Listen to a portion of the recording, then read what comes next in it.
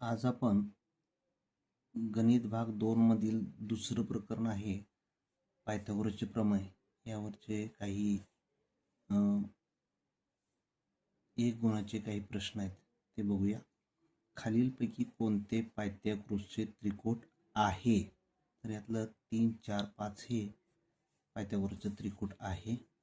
खालीलपैकी कोणते पायथागोरसचे त्रिकोट नाही? तर यामध्ये 5, 12 आणि 13 आहेच. 8, 15, 17 आहे. 24, 25, 7 हे सुद्धा आहे. तर यामधलं हे म्हणजे 7, 8 आणि 15 हे नाही. खालीलपैकी कोणते पायथागोरसचे त्रिकूट नाही? त्यामध्ये 9, 40, 41 पायथागोरस त्रिकूट आहे. 11, 60 आणि 61 हे पायथागोरसचे त्रिकूट आहेच. 6, 14 आणि 15 त्यामध्ये 6, 36, 14चा वर्ग 196 यांची बेरीज 225 येत नाही, म्हणजे हे पायथागोरसचं त्रिकूट नाही. हे उत्तर बरोबर आहे. एका आयताची एक बाजू 12, कर्णाची लांबी 20 दिल्या तर आयताच्या दुसऱ्या बाजूची लांबी काढायची आहे. तुम्हाला माहीत आहे अशा पद्धतीनं आयत असणार आहे. याच्यामध्ये जर आपण असं बघितलं तर कर्णाची लांबी 20 आणि एक बाजू तुम्हाला दिल्या 12, तर हे काढायचे आहे. थोडक्यात पण ABCD हा जर आयत विचारात घेतला तर कर्णाचा वर्ग किती होतो? 20चा वर्ग होतो 400, 12चा वर्ग आहे 144, वजाबाकी जर केली 10, 6, 5 आणि 2 तर 256 हा 16चा वर्ग आहे. म्हणून त्याचं उत्तर बरोबर येईल 16. एका चौरसाच्या कर्णाची लांबी √2 आहे सेमी, तर चौरसाच्या प्रत्येक बाजूची लांबी किती असेल? तर चौरसाचा कर्ण हा नेहमी लक्षात ठेवा, चौरसाचा कर्ण हा बाजूच्या √2 पट असतो, म्हणजे √2 गुणिले बाजू असा असतो. याच्यावरून आपल्या लक्षात येईल. तुम्हाला कर्णाची लांबी दिल्या √2 आणि इकडेही √2 गुणिले बाजू जर आपण x म्हणलं तर √2 ला √2 कॅन्सल होईल, म्हणजेच x बरोबर 1. तर यातलं हे उत्तर बरोबर आहे. त्यानंतर एका समभुज चौकोनाच्या कर्णाची लांबी 60 आणि दुसऱ्याची दिली 80, तर त्या समभुज चौकोनाच्या बाजूची लांबी किती असेल असा प्रश्न विचारलेला आहे. समभुज चौकोनाचे कर्ण एकमेकाला काटकोनात दुभागतात म्हणजे तुकडे करतात. तर एक कर्ण दुभागला तर ते होईल 30 होईल आणि दुसरा कर्ण दुभागला तर तो होईल 40. आता वर्ग करून घेऊया. 30चा वर्ग येतोय 900 आणि 40चा वर्ग येतोय 1600. सोपंच आहे. आणि 1600 आणि 900 2500, 2500 हा 2500 वर्ग कितीचा आहे? तर यात आहे 50चा वर्ग आहे, म्हणून 50 हे उत्तर येईल. काटकोन त्रिकोण ABC मध्ये कोण B 90 अंश आहे, AB 6 आहे, AC 12 आहे, तर कोण ACB चे माप किती? तर तुम्हाला अशा पद्धतीनं दिलेलं आहे थोडक्यात असं. तर B 90 अंशाचा आहे.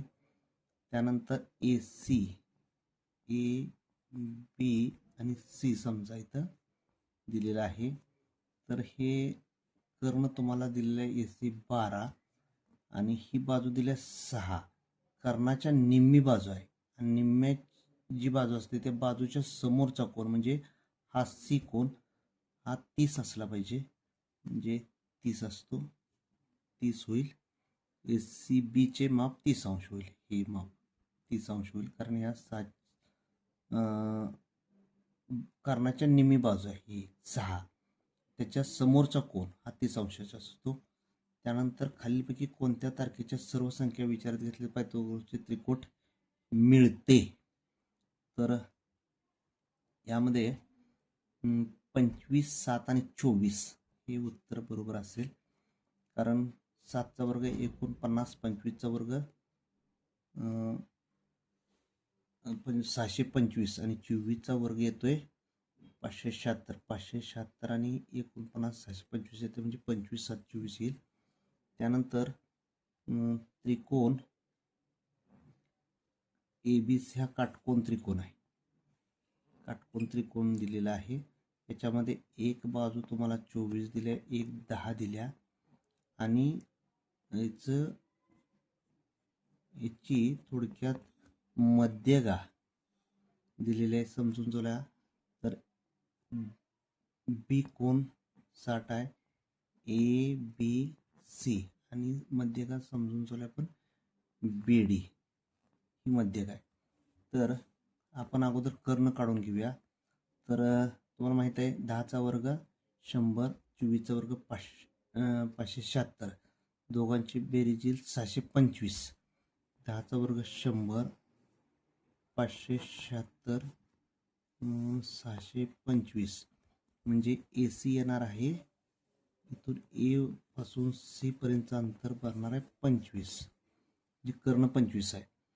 तर काटकोन त्रिकोणात कर्णावर टाकलेली जी मध्यगा असते ती कर्णाच्या निम्मी असते, म्हणजे ही येणार आहे 12.5. आता उत्तर दिसत नाही, मग एक सुधारणा करूया आपण. 12.5 त्याचं उत्तर यायला पाहिजे. त्यानंतर त्याच्या पुढचा प्रश्न आपण बघूया की एका काटकोन त्रिकोणाचा पाया आणि उंची दिलेली आहे. तर कर्णाची लांबी काढायची आहे. तर पाया 24चा वर्ग करून घेऊया 576. त्यानंतर उंची दिलेली 18 म्हणजे 324 हा वर्ग येईल 324. आता ही बेरीज जर केली 6 4 10, 7 2 1 10, 5 8 1 9, तर 900 वर्ग कितीचा आहे तर 30चा वर्ग आहे. म्हणून हे उत्तर ए बरोबर येईल. पुढे दिलेल्या तारखातील कोणत्या तारखेत पायथागोरसचे त्रिकोण तयार होते? तर याच्यामध्ये 15चा वर्ग किती येतोय 225 अधिक 8चा वर्ग 88 64, 5 4 9 6 2 8 आणि 2 289 कितीचा वर्ग 17चा. तर हे पहिलं उत्तर बरोबर आहे. त्यानंतर पुढीलपैकी कोणते पायथागोरसचे त्रिकूट आहेत? हे तुम्हाला सर्वांना माहिती आहे. 3 4 5 पायथागोरसचे त्रिकूट आहे. त्रिकोण ABC मध्ये AB 5, BC 12, AC 13 यातील कर्ण कोणता? सोपंच आहे. सर्वात मोठा हा कर्ण असतो, तर AC हा कर्ण होईल. उत्तर बरोबर आहे. त्यानंतर पुढीलपैकी कोणत्या त्रिकोणासाठी पायथागोरसचे प्रमेय लागू पडते? तुम्हाला सर्वांना माहिती आहे काटकोन त्रिकोणासाठीच लागू पडतं. जर ABC या त्रिकोणाच्या बाजूची लांबी ह्या बाजूच्या लांबी आहेत त्या, तर A वर्ग अधिक B वर्ग बरोबर C वर्ग, म्हणजे एका बाजूचा वर्ग इतर दोन बाजूंच्या वर्गांची बेरज इतका दिलेला आहे. याचा अर्थ हे पायथागोरसचं प्रमेय आणि पायथागोरसचं प्रमेय हे फक्त काटकोन त्रिकोणालाच लागू पडतं.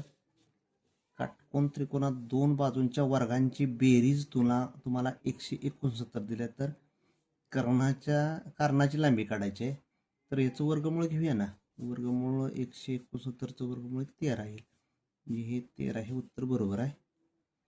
त्यानंतर एका चौरसाच्या कर्णाची लांबी 10√2 सेमी आहे, तर चौरसाची परिमिती किती हा प्रश्न विचारलेला आहे.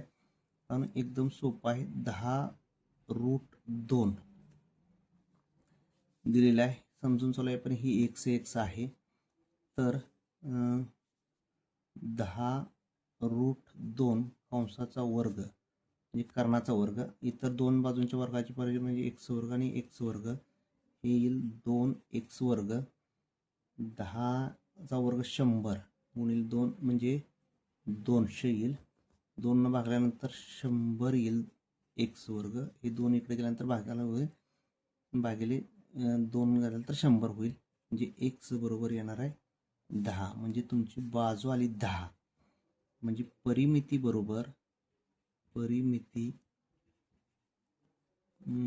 बरोबर 4 गुणिले बाजू, हे परिमितीचं सूत्र आहे. तर 4 गुणिले 10 म्हणजे किती येईल? 40. तर 40 सेमी ही परिमिती असेल. याच्यामध्ये 40 सेमी डी हे उत्तर बरोबर आहे. तरी पण त्याच्यापेक्षा सोपं आहे. कर्णाची लांबी नेहमी रूटमध्ये जर दिले असेल, रूट 2 मध्ये जर दिले असेल तर बाजू 10 असते, लक्षात ठेवायचं. समजा 16 रूट 2 दिल्या तर 16 बाजू होईल. 25 रूट 2 दिल्या तर 25 बाजू होईल. साधा विषय आहे. तर 10 रूट 2 दिल्या म्हणून बाजू त्याची 10 होईल. आणि 10 एक बाजू 10, तर परिमिती 4 बाजूंची बेरीज 10 × 40 असं त्याचं उत्तर येऊ शकेल. अशा पद्धतीने आपण हे प्रकरण पाहिलेले आहे. धन्यवाद.